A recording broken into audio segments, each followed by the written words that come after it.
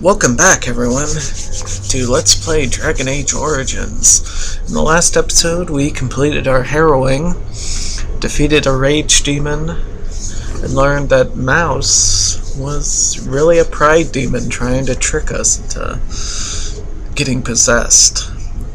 We completed that harrowing and was awoken by our friend Jowan, another circle mage back in the real world, and told that Irving wanted to speak with us. So, let's get back into this.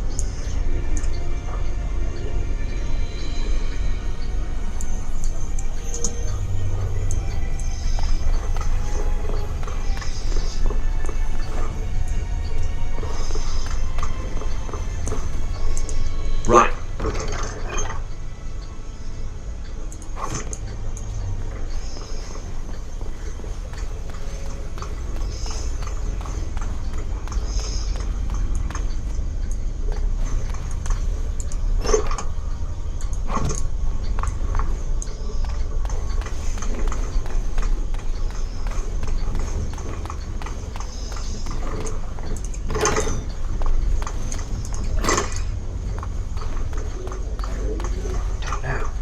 Gregor hasn't said anything yet. And shh, we're on duty. There's no one here. Someone's always watching. I swear it's like the walls have eyes. Hey, did you hear about that apprentice they're going to send for? Shh.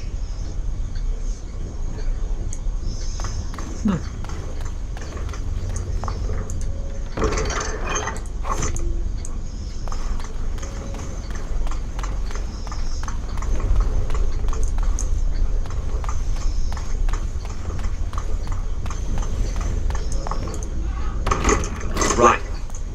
Did you hear? Hear what? I heard they suspect someone of dabbling in blood magic.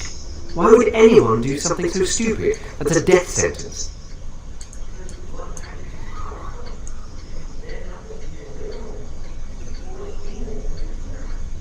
That's what I hear anyway.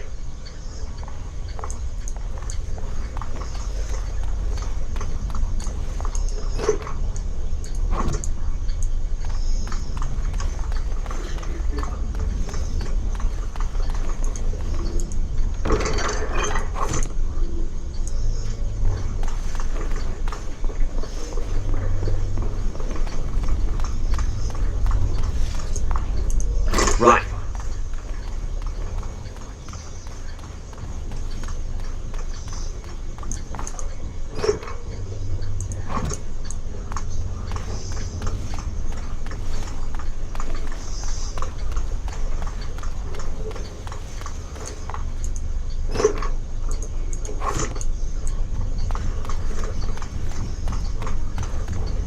Must control the fire with your will. Keep the flames steady. We don't want it sputtering and leaping about. That's what causes most of the injuries. Injuries? But...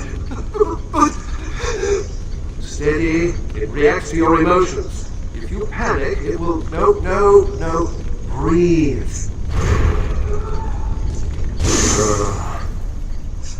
You know, in my experience, flint and tinder works just as well.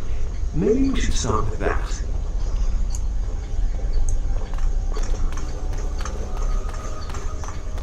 Do you remember what the chantry says about magic? Magic must serve man, and not rule over him. Very good. And what do you think that means? Can anyone tell me? Hey! No, that's not what it means. It means that magic should be used to help people, but we can't use our magic to force people to do what we want. That's right. We should not abuse the gift the Maker has given us.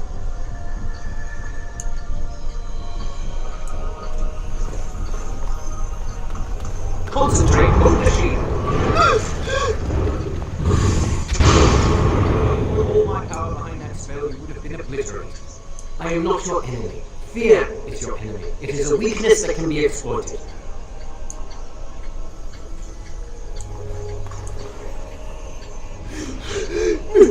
No?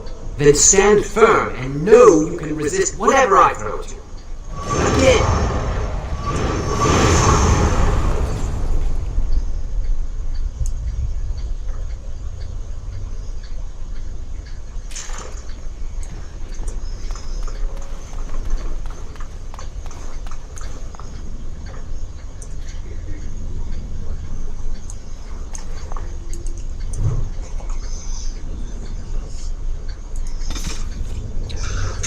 Mana is that which defines a mage. It is potential that dwells within a person but does not always manifest itself. All men are connected to the Fade. We go there to dream, but only those with this potential may draw upon its power. Mana is, then, a measurement of one's ability to draw power from the Fade, and it is this power that is expended in magic. As in all other things, it has limits, just as a man has the strength to lift only so much weight, and no more. A mage cannot work more magic at one time than his mana allows. If he wishes to work magic that would be beyond his strength, a mage must bolster his mana with lyrium. Without lyrium, it is possible for the reckless to expend their own life force in the working of magic, and occasionally, ambitious apprentices injure or even kill themselves by overexertion. From the lectures of First Enchanter Wenceslas.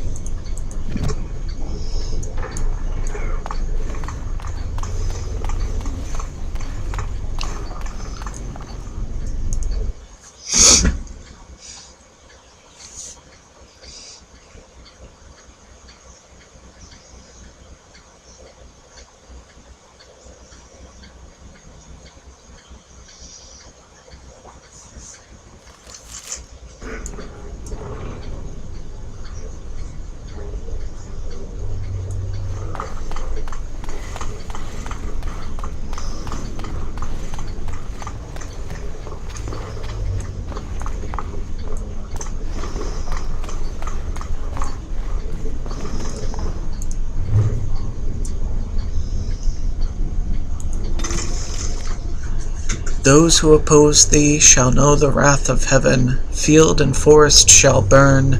The seas shall rise and devour them. The wind shall tear their nations from the face of the earth. Lightning shall rain down from the sky. They shall cry out to their false gods and find silence. Andraste 7:19. Sometimes called the School of Power, the primal school is the second of the schools of energy, balanced by spirit and concerns the most visible and tangible forces of nature itself. This is the magic of war, fire, ice, and lightning devastation. This is what the vast majority imagines when they hear the word magic. From the Four Schools, a treatise by First Enchanter Josephus.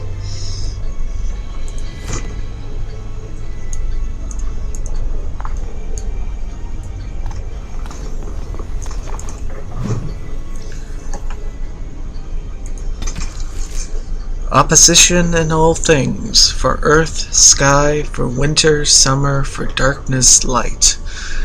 By my will alone is balance sundered, and the world given new life. Threnodies 5:5.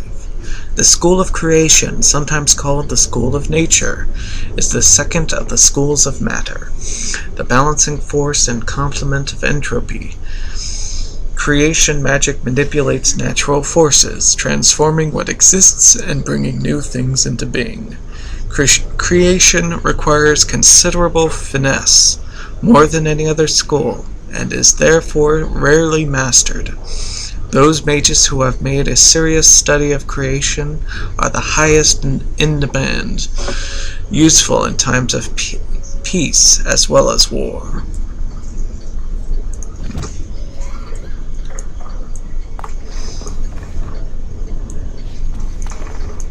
As you wish.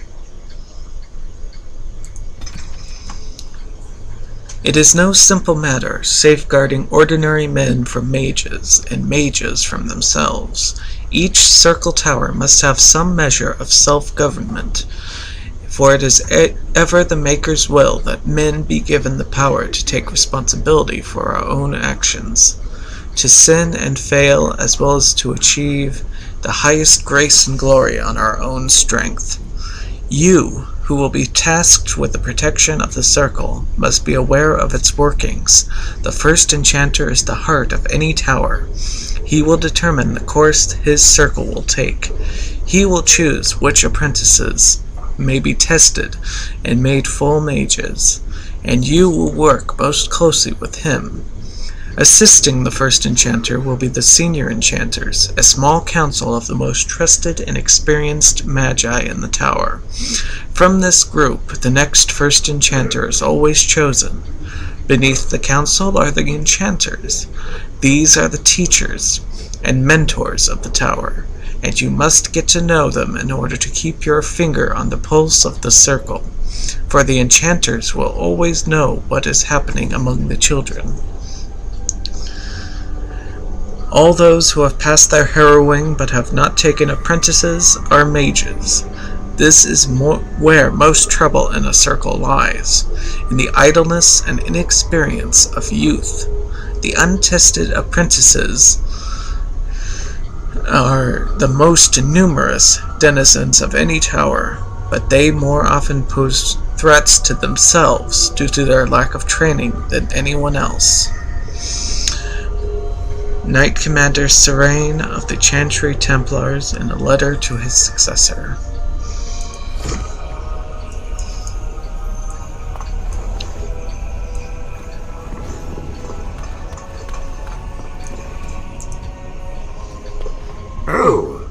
Hello.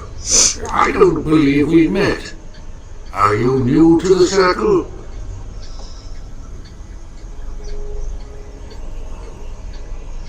I'm a newly harrowed mage, but I've lived here all my life.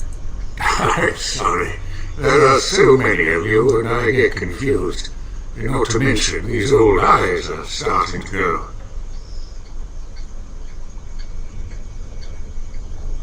Everyone makes mistakes. You're too kind. I'm old and about to fall apart. Nothing in the world can fix that.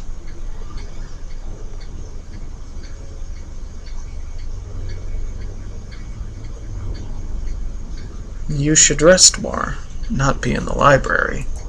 But I enjoy the library. These books, they're old friends of mine. And it's quiet. When you're my age, you'll appreciate the quiet. Anyway, did you need something? I just wanted to talk. I'm not good at talking. Too much chatter makes my head throb. Don't you have lessons to get to? Shoo! Okay.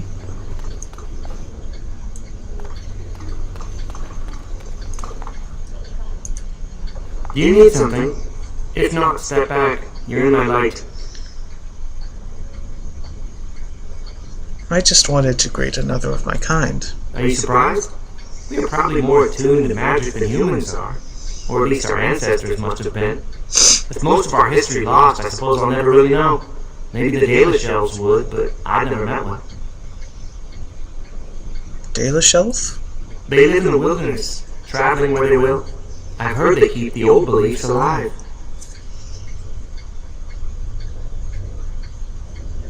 I wish I knew the old language. As do I. Perhaps one day I will have the chance to learn it. Are you from an alienage? I'm from a farm outside Highever. My mother worked as the cook's assistant there. I'm from the alienage, in Denerim. I'm glad I didn't grow up in one of those. Life was hard on the farm, but at least we were treated fairly well. I suppose it doesn't matter where we're from, does it? We're in the circle now.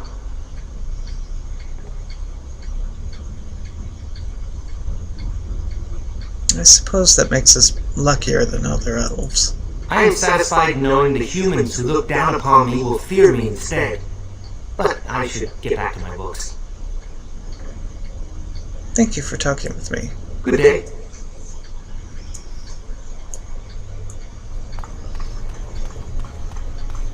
That's not likely. The Chantry will do something. Will they?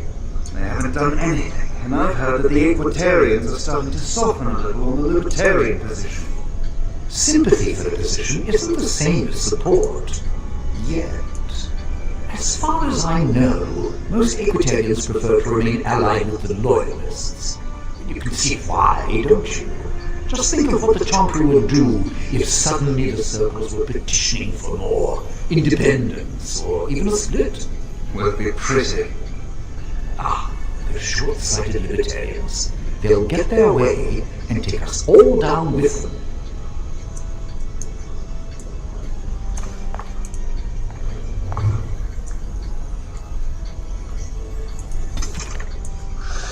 And the voice of the Maker shook the Fade, saying, "In my image I have wrought my firstborn.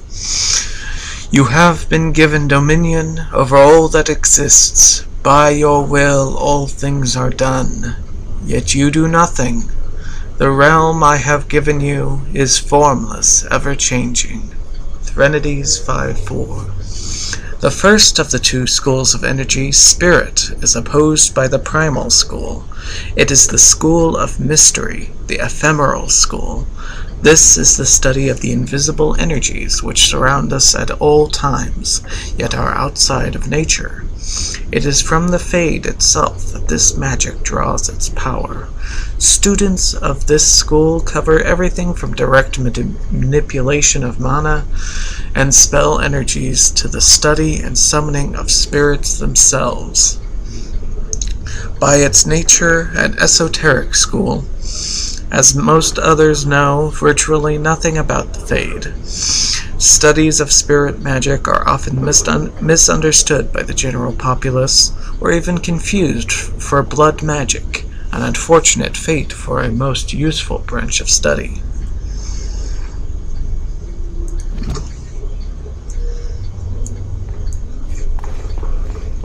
I think someone's here to speak to you, Senior Torren.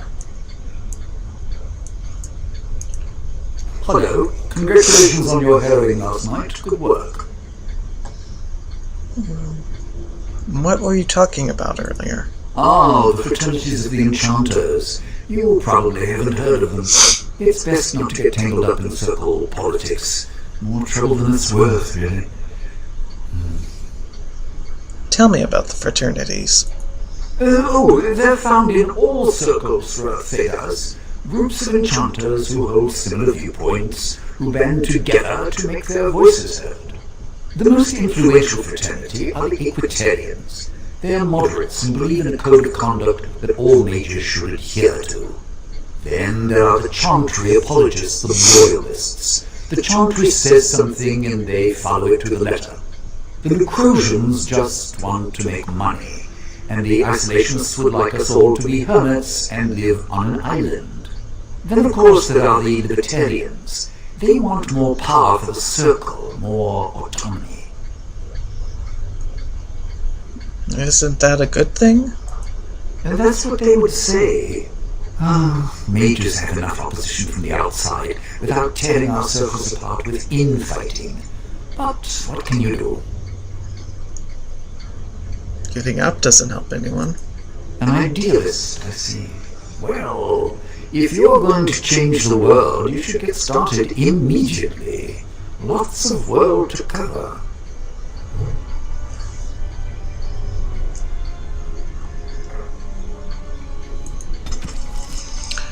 Another aspect of circle life is the fraternity. When a mage becomes an enchanter, he may ally himself with a fraternity. These are cliques that cross circle boundaries, mages of common interests and goals who band together to ensure that their voice is heard within the College of Magi in Cumberland. The largest fraternities currently are the Loyalists, who advocate loyalty and obedience to the Chantry. The Equitarians, who advocate temperance and follow a distinct code of conduct which they believe all mages should hold themselves to. The Libertarians, a growing fraternity, publicly maintaining greater power for the circles, but secretly advocating a complete split from the Chantry, a dangerous opinion naturally. The Isolationists, a small group that advocates withdrawing to remote territories in order to avoid conflicts with the general populace. The Lucrosians, who maintain that the circle must do what is profitable first and foremost. They prioritize the accumulation of wealth, with the gaining of political influence a close second. So far, an alliance between the Loyalists and Equitarians has prevented the Libertarians from gaining much headway, but there are signs that the Equitarians may throw their support in with the Libertarians. If that happens, many mages predict it will come to civil war among the circles.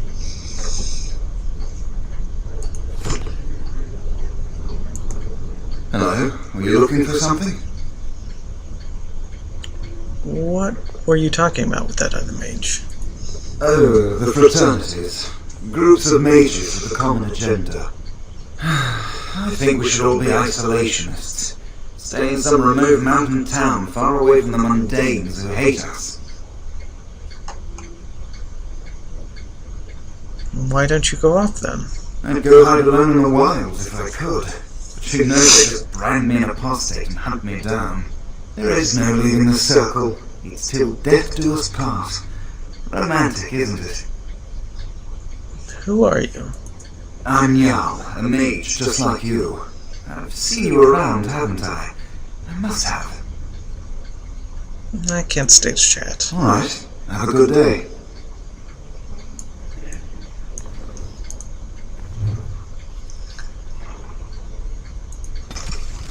To you, my second-born, I grant this gift. In your heart shall burn an unquenchable flame, all-consuming and never satisfied.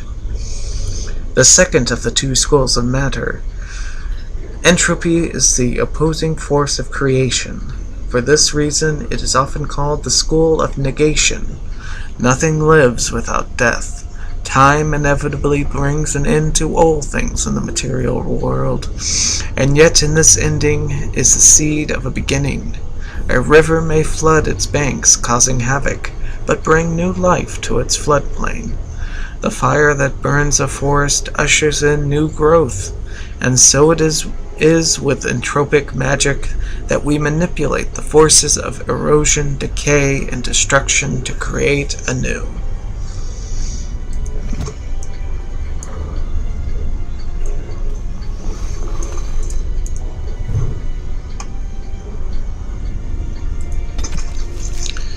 It is a truth universally acknowledged that nothing is more successful at inspiring a person to mischief as being told not to do something. Unfortunately, the chantry of the Divine Age had some trouble with obvious truths. Although it did not outlaw magic, quite the contrary, as the chantry relied upon magic to kindle the eternal flame which burns in every brazier in every chantry. It relegated mages to lighting candles and lamps, perhaps occasionally dusting of rafters and eaves. I will give my readers a moment to contemplate how well such a role satisfied the mages of the time. It surprised absolutely no one when the mages of Val Royeaux, in protest, snuffed the sacred flames of the cathedral and barricaded themselves inside the choir loft. No one, that is, but divine Ambrosia II, was outraged and attempted to order an exalted march upon her own cathedral. Even her most devout Templars discouraged that idea. For 21 days the fires remained unlit while negotiations were conducted. Legend tells us by shouting back and forth from the loft. The mages went cheerily into exile in a remote fortress outside of the capital, where they would be kept under the watchful eye of the Templars and a council of their own elder magi. Outside of normal society and outside of the chantry, the mages would form their own closed society, the circles separated for the first time in human history. From Of Fires, Circles, and Templars, A History of Magic and the Chantry, by Sister Petrine, Chantry Scholar.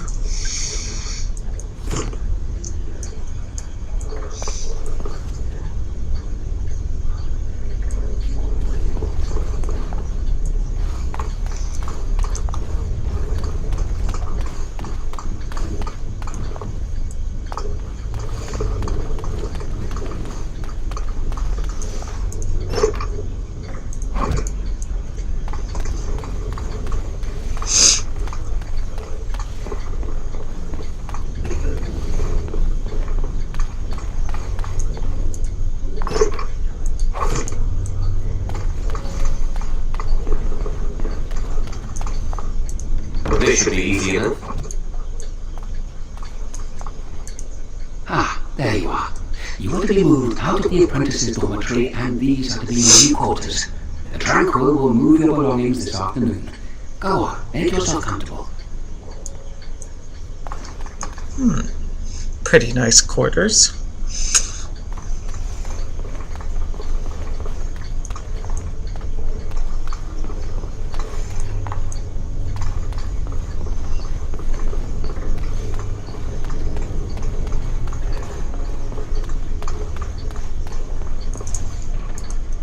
Greetings.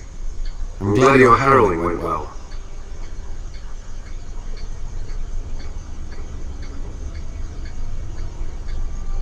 Who are you? I am Cullen. I was to strike the killing blow if you had become an abomination. I am glad you didn't.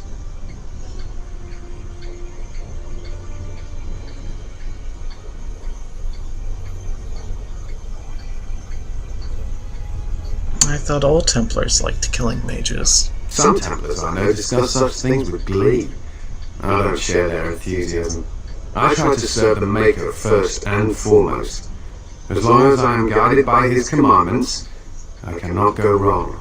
Honestly, I've never seen an abomination, or been called on to slay one.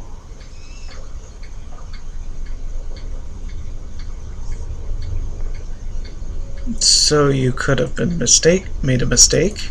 Gregor would have guided me. Something must happen. But what if it's not obvious? Could abominations be walking among us right now?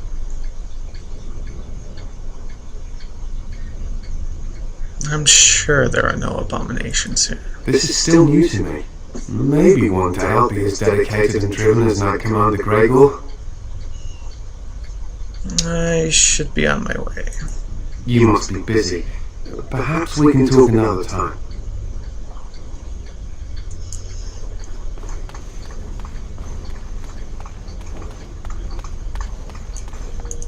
Right.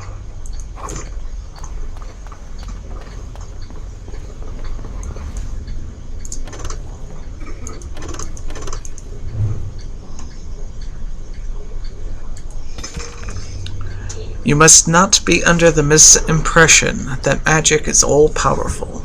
There are limits, and not even the greatest mages may overcome them.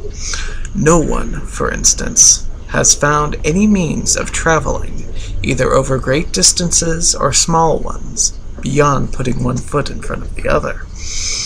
The immutable nature of the physical world prevents this, so no, you may not simply pop over to Minrathous to borrow a cup of sugar, nor may you magic the essay you forgot in the apprentice dormitory to your desk. You will simply have to be prepared. Similarly, even when you send your mind into the Fade, your body remains behind. Only once has this barrier been overcome, and reputedly the spell required 2/3 of the lyrium in the Tevinter Imperium, as well as the lifeblood of several hundred slaves. The results were utterly disastrous. Finally, life is finite. A truly great healer may bring someone back from the very precipice of death, when breath and heartbeat have ceased, but the spirit still clings to life. But once the spirit has fled the body, it cannot be recalled. That is no failing of your skills or power. It is simply reality. From the lectures of First Enchanter Wenceslas.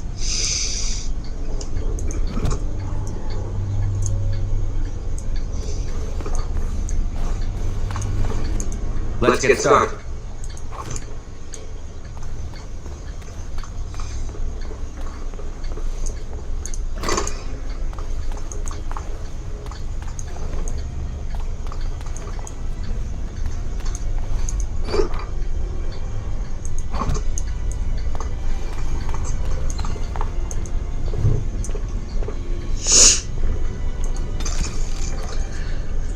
It has been asked, what are Maleficarum?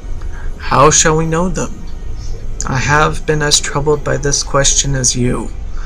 You have come to me for the wisdom of the Maker. but none have seen the Maker's heart save beloved Andraste. And so I have done as all mortals must, and looked to the words of his prophet for answers. And there I found respite from a troubled mind. For she has said to us, magic exists to serve man, and never to rule over him. Therefore, I say to you, they who work magic which dominates the minds and hearts of others, they have transgressed the Maker's law. Also, Our Lady said to us, those who bring harm without provocation to the least of his children are hated and accursed by the Maker. And so it is made clear to me, as it should be to us all, that magic which fuels itself by harming others, by the letting of blood, is hated by the Maker.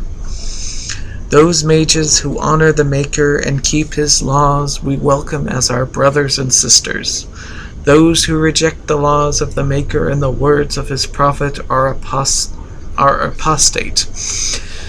They shall be cast out and given no place among us. From the Sermons of Justinia the First.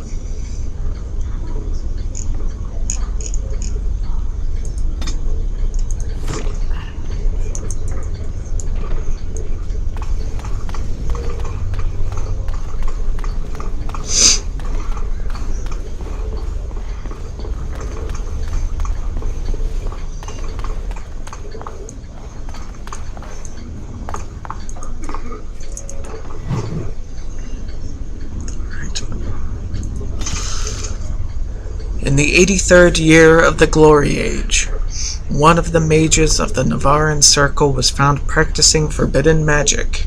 The Templars executed him swiftly, but this brewed discontent among the Navarra Circle.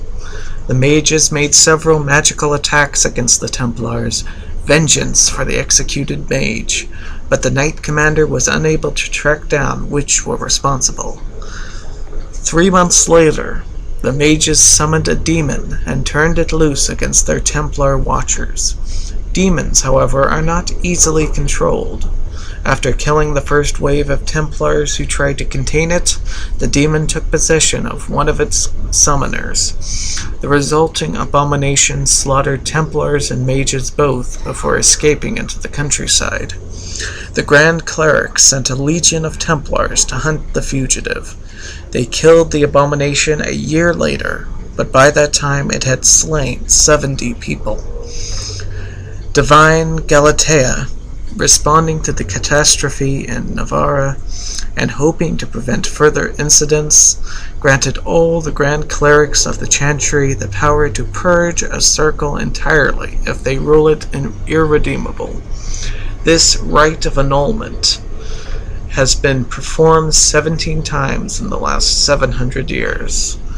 From Of Fires, Circles, and Templars, A History of Magic in the Chantry, by Sister Patrine.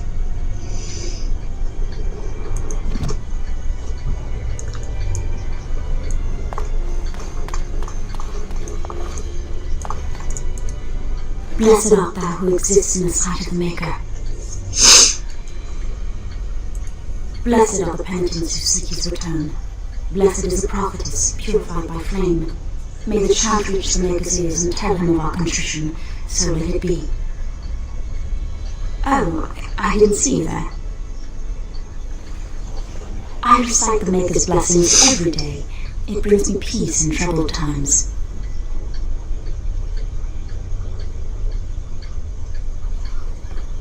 Are you in trouble? No, not really. It's just... I don't want to bore you with this. It's alright. I want to know. It gives me hope that one day the Maker will hear us, that maybe I'll be forgiven and my curse will be lifted. Curse? Magic. What else?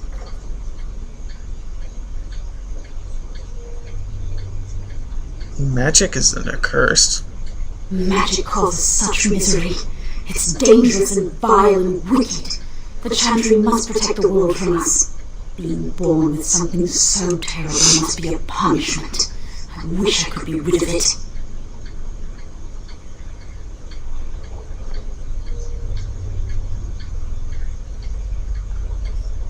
You could use your abilities to help people.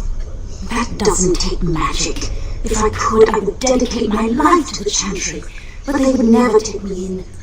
Perhaps this is just something I will have to suffer through. I should go. My mentor only allows a few minutes each day for religious contemplation.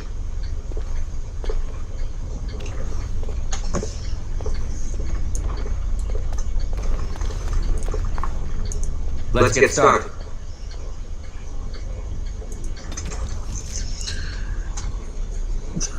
Cordelius Draken, king of the city-state of Orlais, was a man of uncommon ambition.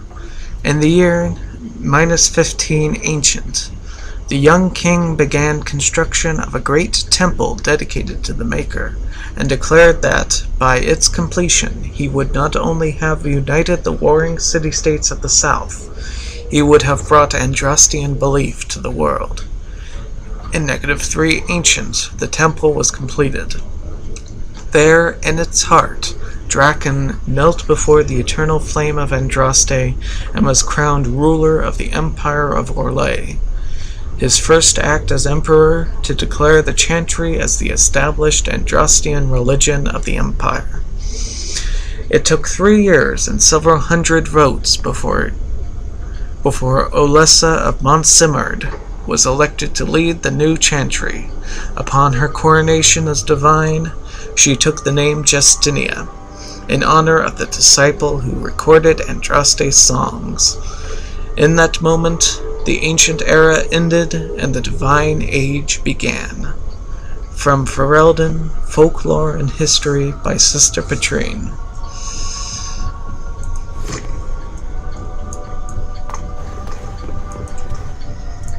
Right. Andraste, bride of the Maker. There was once a tiny fishing village on the waking sea that was set upon by the Tevinter Imperium, which enslaved the villagers to be sold in the markets of Minrathous, leaving behind only the old and the infirm. One of the captives was the child Andraste. She was raised in slavery in a foreign land. She escaped, then made the long and treacherous journey back to her homeland alone. She rose from nothing to be the wife of an Alamari warlord. Each day she sang to the gods, asking them to help her people who remained slaves in Tevinter. The false gods of the mountains and the winds did not answer her, but the true God did. The Maker spoke. He showed her all the works of his hands, the Fade, the world, and all the creatures therein. He showed her how men had forgotten him, lavishing devotion upon mute idols and demons, and how he had left them to their fate. But her voice had reached him, and so captivated him that he offered her a place at his side, that she might rule all of creation. But Andraste would not forsake her people. She begged the Maker to return, to save his children from the cruelty of the Imperium. Reluctantly, the Maker agreed to give man another chance. Andraste went back to her husband, Maferath, and told him all that the Maker had revealed to her. Together they rallied the Alamari and marched forth against the Mage Lords of the Imperium, and the Maker was with them. The Maker's sword was creation itself, fire and flood, famine and earthquake. Everywhere they went, Andraste sang to the people of the Maker, and they heard her. The ranks of Andraste's followers grew until they were a vast tide washing over the Imperium. And when Maferath saw that the people loved Andraste and not him, a worm grew within his heart, gnawing upon it. At last the armies of Andraste and Maferath stood before the very gates of Minrathous, but Andraste was not with them, for Maferath had schemed in secret to hand Andraste over to the Tevinter. For this the Archon would give Maferath all the lands to the south of the Waking Sea. And so, before all the armies of the Alamari and of Tevinter, Andraste was tied to a stake and burned, while her earthly husband turned his armies aside and did nothing, for his heart had been devoured. But as he watched the pyre, the Archon softened. He took pity on Andraste and drew his sword, and granted her the mercy of a quick death. The Maker wept for his beloved, cursed Maphareth, cursed mankind for their betrayal, and turned once again from creation, taking only Andraste with him. And Our Lady sits still at his side, where she still urges him to take pity on his children, from the Sermons of Justinia II.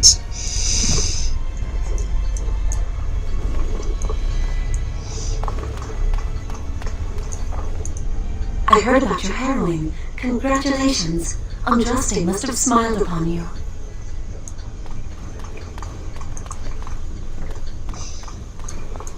Let's get started. There was no word for heaven or for earth, for sea or sky. All that existed was silence. Then the voice of the Maker rang out, the first word, and his word became all that might be. Dream and idea, hope and fear, endless possibilities.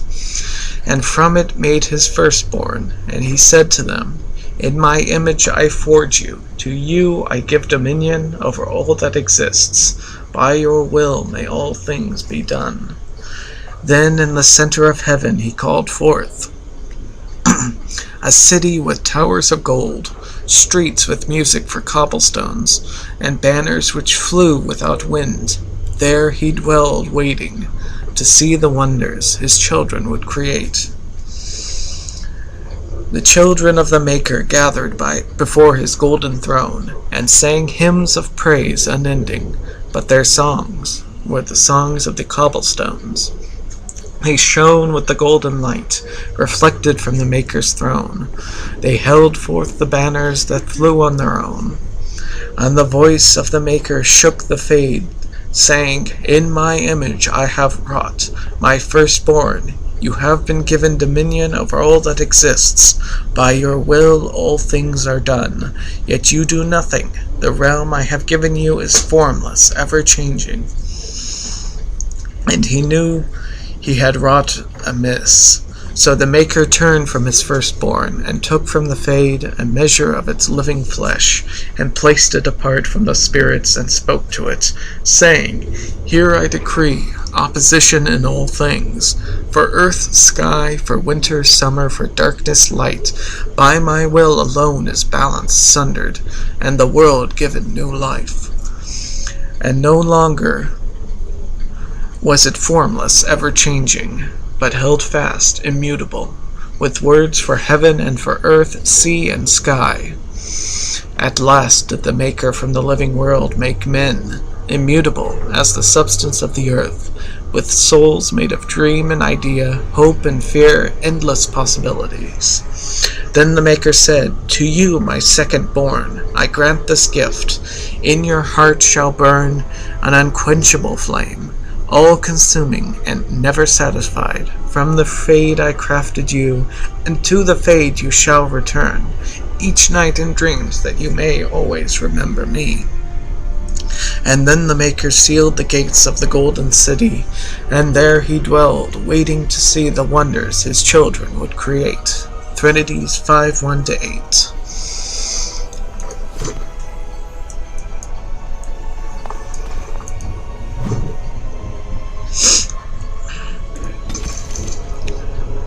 Blight. No matter their power, their triumphs, the mage lords of Tevinter were men and doomed to die. Then a voice whispered within their hearts, Shall you surrender your power to time like the beasts of the fields? You are the lords of the earth. Go forth to claim the empty throne of heaven and be gods. In secret they worked, magic upon magic. All their power and all their vanity they turned against the veil, until at last it gave way. Above them a river of light, before them the throne of heaven, waiting. Beneath their feet the footprints of the Maker. and all around them echoed a vast silence. But then they took a single step toward the empty throne. A great voice cried out, shaking the very foundations of heaven and earth, "And so is the golden city blackened. With each step you take in my hall, marvel at perfection, for it is fleeting. You have brought sin to heaven and doom upon all the world." Violently they were cast down, for no mortal may walk bodily in the realm of dreams, bearing the mark of their crime, bodies so maimed and distorted that none should see them and know them for men. Deep into the earth they fled, away from the light. In darkness eternal they searched for those who had goaded them on, until at last they found their prize, their god, their betrayer, the sleeping dragon Dumat.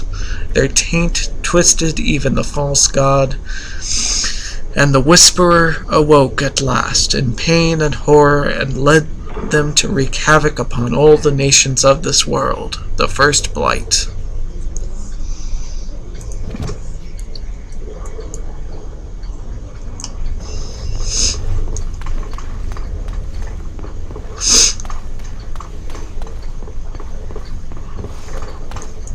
Many have already gone to Ostagar. Wynn, Aldred, and most of the senior mages. We've committed enough of our own to this war effort. Your own? Since when have you felt such kinship with the mages, Gregor? Or are you afraid to let the mages out from under Chantry supervision, where they can actually use their maker-given powers? How dare you suggest? Gentlemen, please. Irving, someone is here to see you. You sent for me? If it isn't our new brother in the circle. Come, child. This is...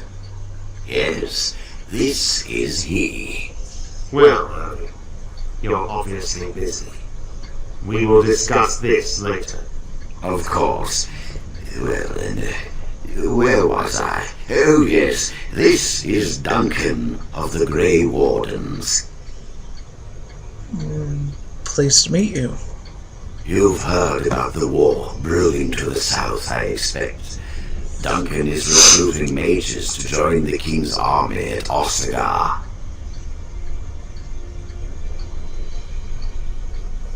Why? Mages are uniquely equipped to combat Darkspawn.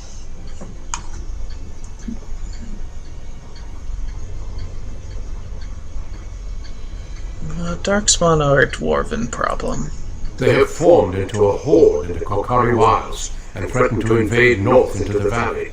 I fear if we don't drive them back, we may see another blight.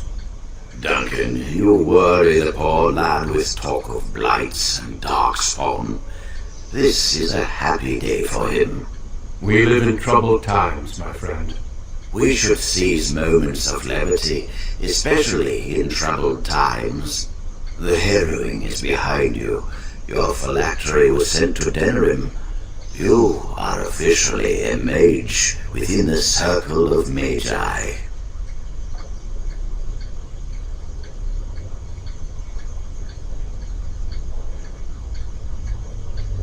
Thank you, First Enchanter. I'm sorry, what is this phylactery?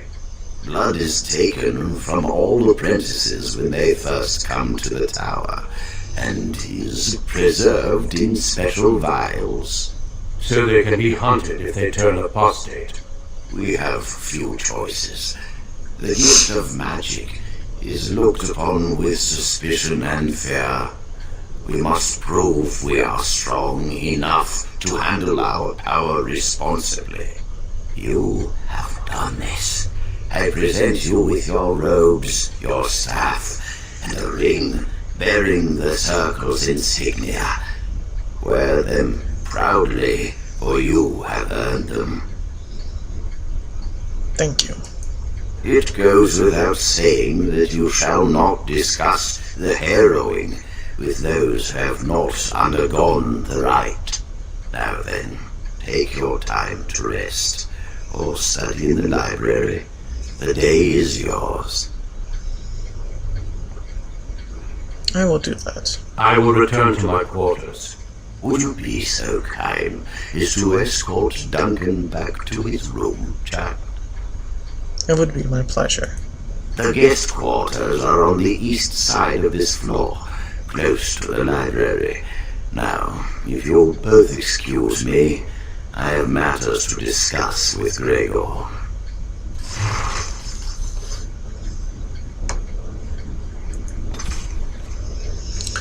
Duncan. Men and women from every race, warriors and mages, barbarians and kings. The Grey Wardens sacrificed everything to stem the tide of darkness, and prevailed. Like many others, Duncan gave up his family name when he joined the ranks of the Wardens, a symbolic gesture of cutting ties. He might say this was a convenience in his case, however. His mother was from the Anderfells, his father from Tevinter. His childhood was spent in the free marches and Orlais. His people were everywhere, and his homeland was nowhere. He was given the almost impossible task of leading the Wardens in Ferelden, a kingdom that had thrown the Order out 200 years earlier. Facing local suspicion and hostility, he set about finding recruits. Grim and taciturn, Gregor has been Knight Commander of the Templar forces stationed at the Circle Tower for so many years that hardly anyone except the First Enchanter recalls that he is not simply part of the tower itself. There is no higher office in a Circle Tower than that of First Enchanter. The one who holds this title must not only be an able administrator, but also a mentor, leader, and surrogate parent to all the mages of the tower. Irving has proven himself to be all these things, with an added dose of cunning. Most apprentices know that little goes on in the tower that Irving does not know.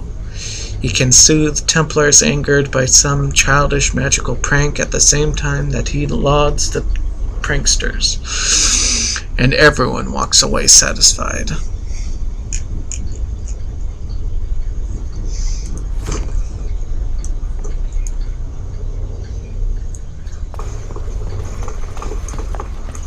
As you wish. Blood magic, the forbidden school. Foul and corrupt are you who have taken my gift and turned it against my children. Transfigurations 1810.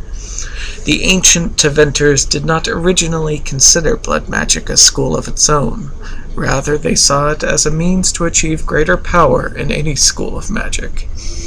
The name, of course, refers to the fact that magic of this type uses life, specifically in the form of blood instead of mana.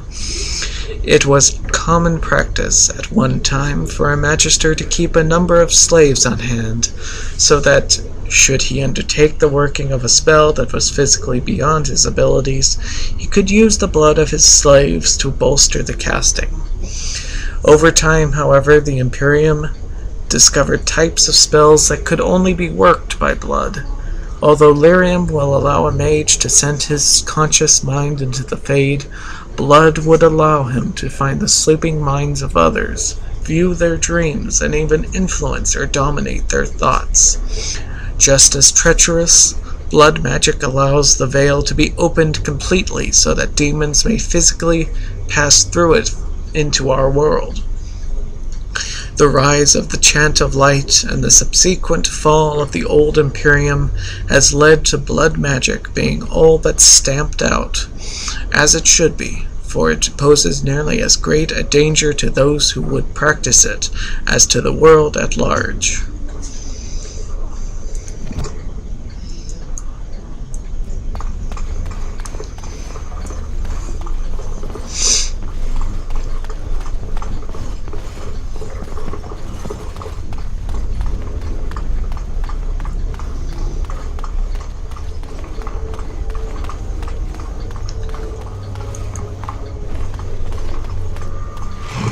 For escorting me.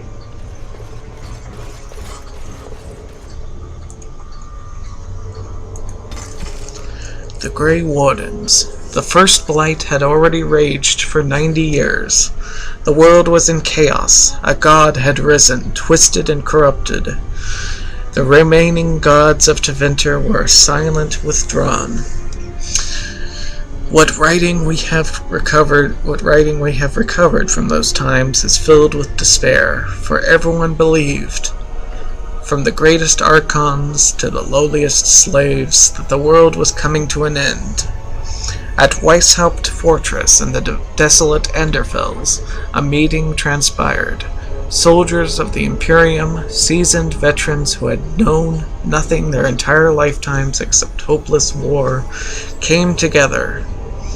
When they left Weishaupt, they had renounced their oaths to the Imperium. They were soldiers no longer. They were the Grey Wardens. The Wardens began an aggressive campaign against the Blight, striking back against the Darkspawn, reclaiming lands given up for lost. The Blight was far from over, but their victories brought notice, and soon they received aid from every nation in Thedas. They grew in number as well as reputation. Finally, in the year 992 of the Tevinter Imperium, upon the Silent Plains, they met the archdemon Dumat in battle. A third of all the armies of northern Thedas were lost to the fighting, but Dumat fell, and the Darkspawn fled back underground. Even that was not the end.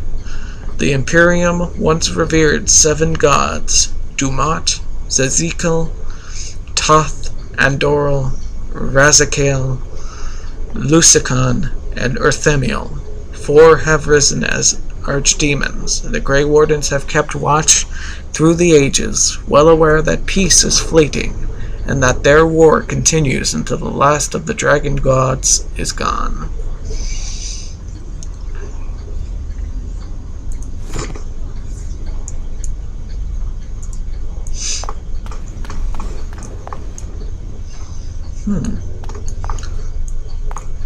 Well, this episode has gone on long enough. When we come back, we talk to Jowan. Seems he wants to say something. Till next time, have a good day, everyone.